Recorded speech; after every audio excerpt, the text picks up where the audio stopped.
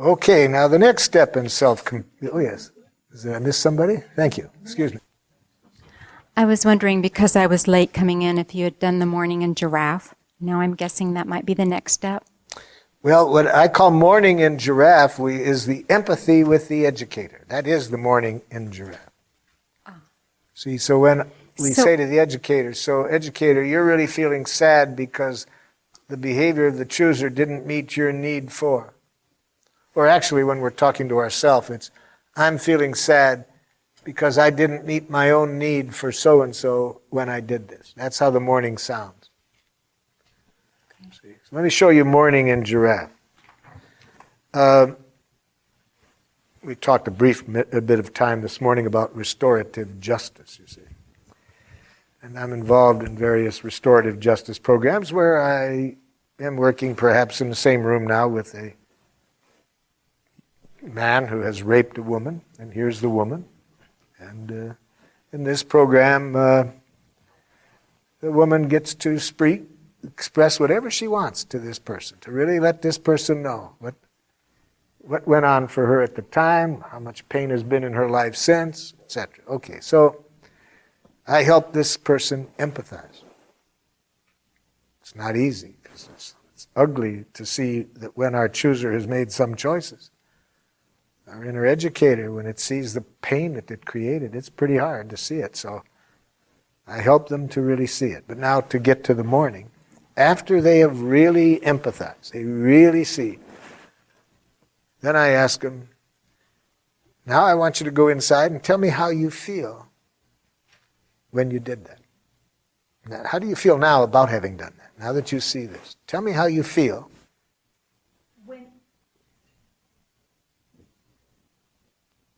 How you feel in the present moment right after now you've emphasized. Okay. Right at this moment, when you see the other person's pain. And usually, typically, here's the first thing they say. I'm sorry. I say, nope, nope, nope. Apologizing is too easy. I want you to really suffer. See, apology is easy.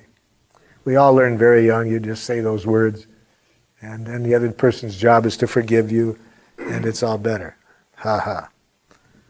No, I don't want to hear an apology. I want you to really suffer. But what I mean by really suffer, I want them to feel sweet pain, even if it's deep and dark and scary. I want them to go inside and really taste what it feels like to see when we've created such damage. And it's frightening to do that.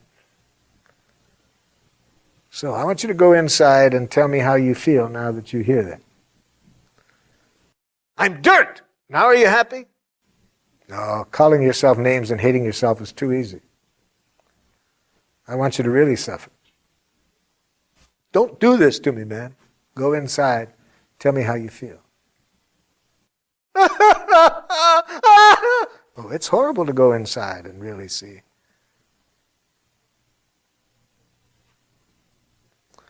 So when they get in touch with the depth of sadness, at not meeting our own need to serve life, to contribute to well-being of people, that's giraffe mourning. Is that clear? And that's healing. But apologizing and self-blame is destructive. So do you believe that when they really feel that, that they will not repeat the offense? We got 2 more steps to go. Even just that, I think it's less likely. But there's 2 more steps to go. We got to get them to empathize with their chooser. They've got to see that what they did was the most wonderful thing, and that they were doing the most wonderful thing they could at that moment. That's the 3rd step. So now, after the mourning, I say, now let's go back to that time when you did this. I want you to go inside and tell me what needs of yours you were trying to meet by doing that. I told you I did it because I'm dirt. No, no, no. You haven't done anything wrong in your life. You saying it's right to rape? No. I'm saying it's not right. I'm saying it's not wrong. I'm saying judging it is too easy. Did you think it was wrong before you did it? Yes. Did it stop you? No. What good is that going to do? What good is thinking that it was wrong going to do? How many times have you been in there for this? It's my 3rd time. Okay. It hasn't stopped you. So, what needs of yours were you trying to meet? What was going on in you at the time? And usually there's several needs. Otherwise, why would a person do something like that that's going to get them punished so severely? If it wasn't really meeting a lot of needs, they wouldn't do it. So that's the third step. We help them empathize with the chooser, to see the chooser was doing the best it knew how under those conditions to meet needs. And then the fourth step is now we work with looking at how, when this same situation comes up, the same needs, other strategies for meeting the needs, which will be more fun and less costly for everybody. And then we got a lot of pretty good findings to show that if we get through those 4 steps, this person's much less likely to continue doing this than somebody who goes through a regular prison term. Would you say the 4 again? First one is empathy with the victim. Second, mourning in giraffe. Mourning without self-blame or self-hatred. What I'm trying to teach you how to do today with your, in this case, I was helping them empathize with their own educator that didn't like their behavior. Third, empathy with the chooser, their chooser, helping them to empathize with what needs were they trying to meet by engaging in the action. And 4, searching for strategies for meeting these needs that are more fun and less costly.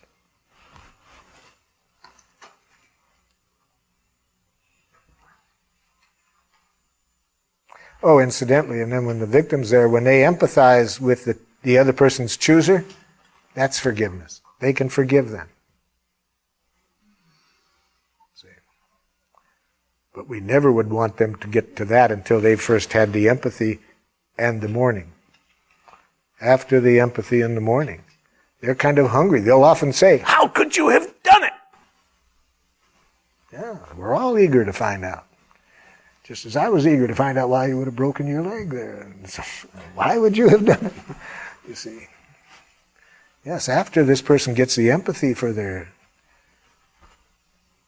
pain, and after they feel the other person is remorseful, not guilty, remorseful. That's what. Then they're hungry to empathize. And incidentally, I've seen this time and again, this person can come into this session wanting nothing more than to kill the other person. Because sometimes I work with somebody who's had their families killed by the other person. And after they empathize with the needs of the other person, it's wonderful to see how much energy they have for trying to help the other person figure out how to meet those needs in a different way when they get out. What were they again? The first 2? The first one is empathy of the perpetrator for the victim. Second, giraffe mourning on the part of the perpetrator. Third, the perpetrator empathizing with its own chooser. And 4, searching for ways of getting the needs met that the chooser was trying to meet in a way that will meet everybody's needs better. Giraffe mourning is number 2. The giraffe mourning is number 2. I'm more confused about that. It's it's empathizing with our inner educator, the part of ourself that doesn't like what we do, to see how it's feeling and what needs of it were not met. But I was having trouble with the educator. Okay, and then I ask you, what did you say to yourself when you didn't like it? What did you say to yourself? I'm not good enough, or... And then did you put on giraffe ears and hear what that part of yourself, the need that it was calling to your attention that wasn't being met? What was the need that what I'm calling your inner educator was saying to you when it says you're not good enough? What need was not being met in that situation? Need for safety. And how did you feel as a result of that need for safety not getting met? When I empathize with it? Yeah.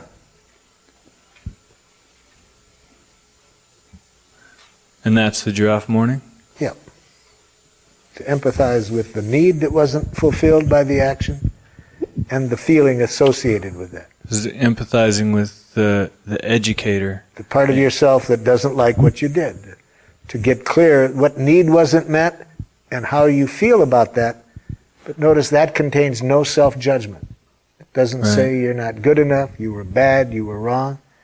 It's just dealing with, I think, the truth. The truth is you had a need that wasn't met by that behavior.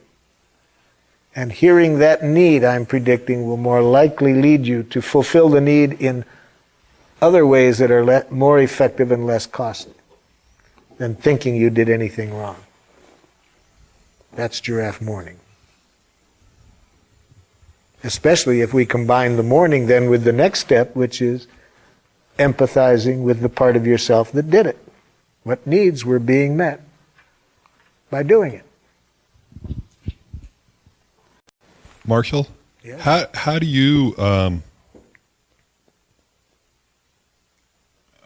stay not get involved? I mean, I was trying to explain this to somebody like 2 nights ago, something similar to this, and they did a role play, and it was like I was ready to. They were showing me how obnoxious this person was, or how they behaved in a way that wasn't meeting their needs, and I got plugged right in too. I was ready to punish and do all that. I mean, I couldn't. How do you stay when you're mediating or doing this? So how do I get empathy for the other person? How do you not want to punish or want to do all those things? How do you keep yourself? Well, I prepared myself for it. I went out into my life and did every ugly thing I could do, so I could practice empathizing with myself, so then I could empathize with anybody else no matter what they do. We've got a ways to go, don't we? No, actually, No, he hasn't got that far to go. No, you underestimate him. Yeah, I know this guy. Actually, yeah, I'm in the middle of one of those right now, and it's like really embarrassing. So I figure I'm going to go there because it might create. In seriousness, there are several times when I'm in the middle of that I call timeout. And I have to do some work on myself before I can continue the mediation. To be empathic with yourself. Oh yes, because I can't empathize with the other person. If I got some rage going on, I can't empathize with that other person. I was mediating in a program I think it was in San Francisco, between fathers who had sexually molested their daughters and the daughters. It was groups of them. And I was trying to get this father and daughter, and the father said to this 13-year-old girl, well, you asked for it. And I said, take 10. And I walked out in the hall, and I had to do some real serious work on myself, because I had no ability to empathize with the father at that point. I had to deal with the fear and the rage that got stimulated in me before I could go back in there and empathize with him. You know yourself. You don't want to hear that. You mean the first thing I told myself? I'd like to go crush that head open. Are you from Detroit too? How do you know when? Then I listened and just saw that rage-creating thinking going on inside. And it wasn't just one thing. It was a whole bunch of stuff like that. I just had a bunch of things, a flood going on in me, but all of that genre, just, what an asshole. And then I asked myself the question we're asking here. What's the need behind all these judgments?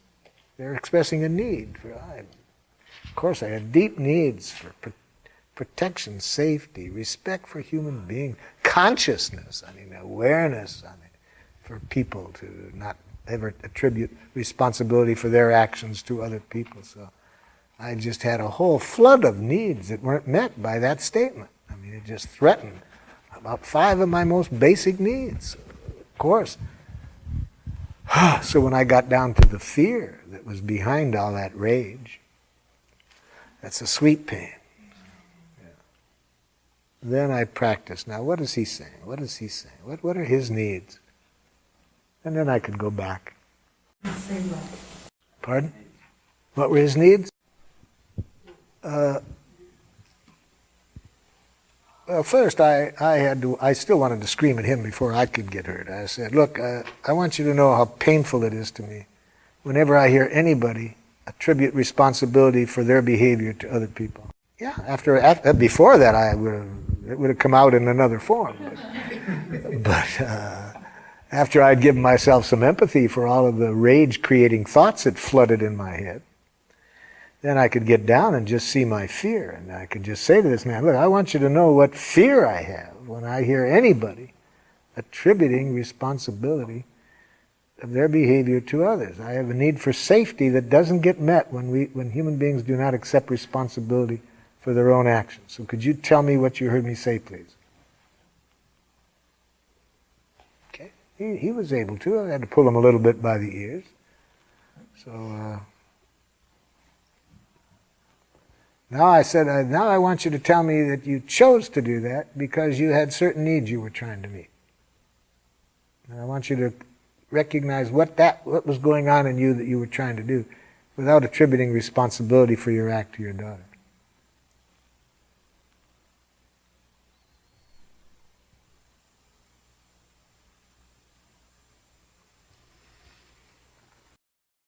Does the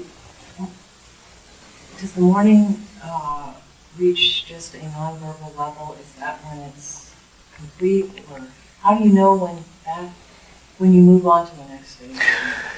It's like any kind of empathy, even if it's for that kind of pain. It's a sweet pain because you feel good when you finally just get in touch with life. Mourning is a celebration, in a sense. It's awakening up to life. It's a seeing how life wasn't met, but then that means it's a possibility to better serve life. You see, that's where the learning comes in. If I can see it without blaming myself, I can learn from it. If I can see what need of mine doesn't get met, how terribly I feel when that goes on. So is that reflected then in the people that do mourn in front of you? Do they start looking and feeling lighter after it? In a sense, yes. It's far before it is. I told you I'm dirt.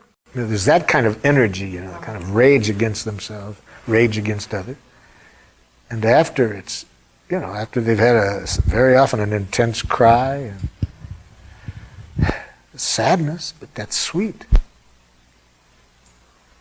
But if I'm not sure they've hit the bottom, I'll encourage them to stay with it. Anything more you want to say? No. There's a sweet kind of sadness in the room.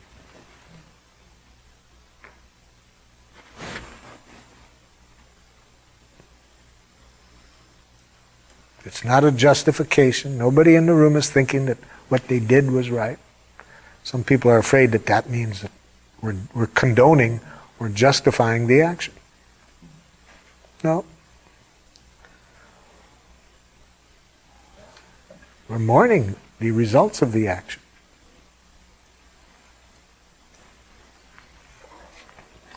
Okay, any more about this part of self-empathy and self-compassion before we go to another part? Is there anything you can do to reduce the tension that you seem to come up in situations like that? Get connected to life.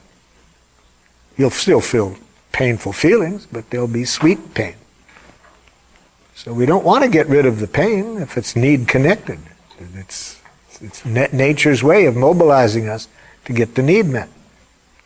But if it's any of those other feelings, anger, guilt, shame, if the tension is coming out of that, then we need to get more connected to life by empathizing with the need that's being expressed through these inner messages. Yeah. How can you help me get more in touch with that sweet pain? By lots of practice getting in touch with needs, because the sweet pain it'll come of its own. We don't have to worry about it. What we have to worry about is getting through the sea of jackal thinking to get connected to life. For one thing, just keep in mind that any thought you have that implies wrongness of other people is a tragic expression of an unmet need. Any thought whatsoever that implies wrongness of others is a tragic expression of a need. Tragic in the sense that I think it's, while you are thinking that way, you are less likely to get your need met and more likely to act in ways that are not going to be good for you, the other person, or the planet.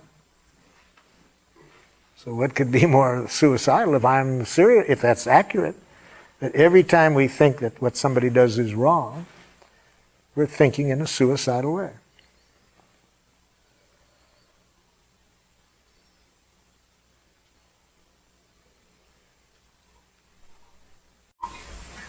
I'm curious about the self-talk that goes on. So the educator is always making some commentary Yes. out of a jackal perspective.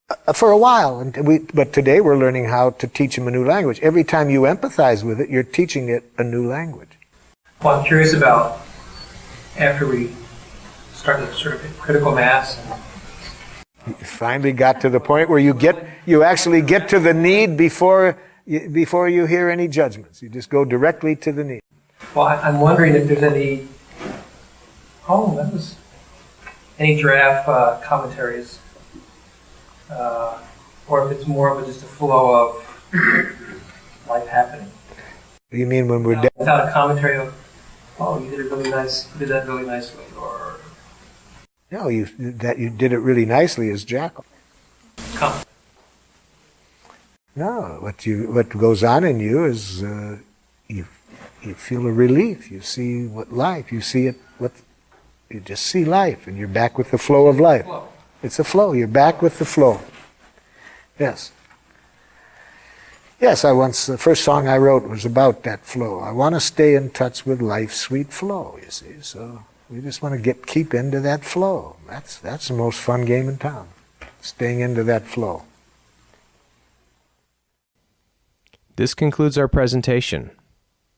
If you'd like to obtain additional recordings of Marshall Rosenberg or learn more about nonviolent communication, please call the Center for Nonviolent Communication in La Crescenta, California at 1-818-957-9393 or go to the Center's website at www.cnvc.org.